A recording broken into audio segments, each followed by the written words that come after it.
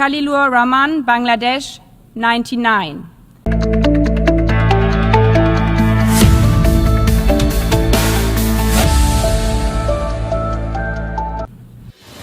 চল্লিশ বছর পর জাতিসংঘের সাধারণ সভার নেতৃত্ব দিবে বাংলাদেশ।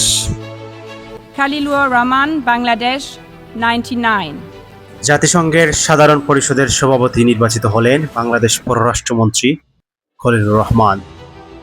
জাতিসংঘের সাধারণ পরিষদের 81তম অধিবেশনের সভাপতি পদে নির্বাচিত হয়েছেন বাংলাদেশের পররাষ্ট্রমন্ত্রী খলিলুর রহমান। মঙ্গলবার নিউ ইয়র্কের জাতিসংঘের সদর দপ্তরে অনুষ্ঠিত নির্বাচনে সাইপ্রাসের পররাষ্ট্রমন্ত্রীর বিশেষ দূত আন্দ্রেয়াস এস কোকোরিসকে 8 ভোটে পরাজিত করে তিনি 1 বছরের জন্য এই পদে নির্বাচিত হয়েছেন।